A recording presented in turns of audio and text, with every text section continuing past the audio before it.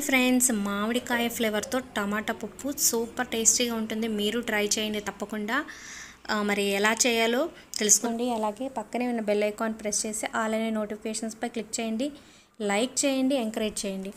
ముందుగా కందిపప్పును ఒక పావు గంట 20 నిమిషాలు నానబెట్టుకోండి. లేదంటే మీరు అప్పటికప్పుడు వేసుకున్నప్పల్లా వేసుకొని దాని తగ్గట్టుగా చిన్న ఉల్లిపాయ, అలాగే 3 టమాటాలు, పచ్చిమిర్చి, కొంచెం పసుపు, ఉప్పు, కారం వేసి చక్కగా ఉడికేలాగా 3 to 4 విజిల్స్ పెట్టుకోండి. బాగా పేస్ట్లా కాకుండా కచ్చా పచ్చగా వీడియోలో చూపిస్తున్నట్లుగా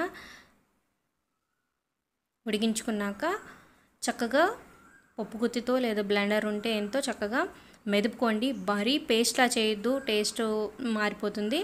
సో తగినంత వాటర్ కూడా పోసుకోండి.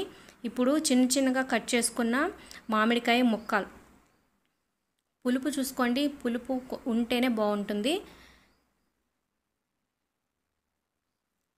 ఈ విధంగా కలిపి ఉప్పు కారం అంతా సరిపోయిందో లేదో చూసుకొని కావాలంటే ఉప్పు యాడ్ చేసుకోండి. ఇప్పుడు దీన్ని మళ్ళీ పొయ్యి మీద పెట్టి మీడియం ఫ్లేమ్లో ఉడికించుకోండి. అంటే ఇప్పుడు ఈ మామిడికాయ ఫ్లేవర్ దిగుతుంది అన్నమాట. మామిడికాయ వేసిన తర్వాత మళ్ళీ కుక్కర్ విజిల్ పెట్టి విజిల్ రానివ్వక్కర్లేదు, అప్పుడు మరీ పేస్ట్లా అయిపోతుంది, మామిడికాయ ఫ్లేవర్ తెలియదు. సో ఇప్పుడు పక్కన పోపు పెట్టుకుందాం.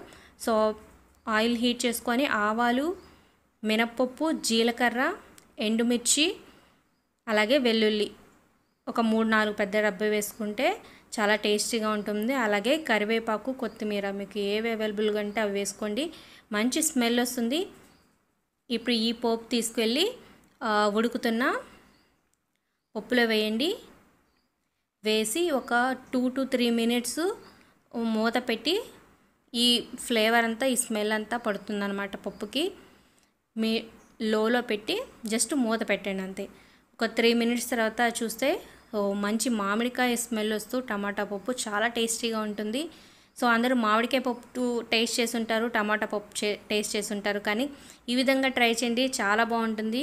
అన్నంలోకి, చపాతీలో కూడా చాలా బాగుంటుంది.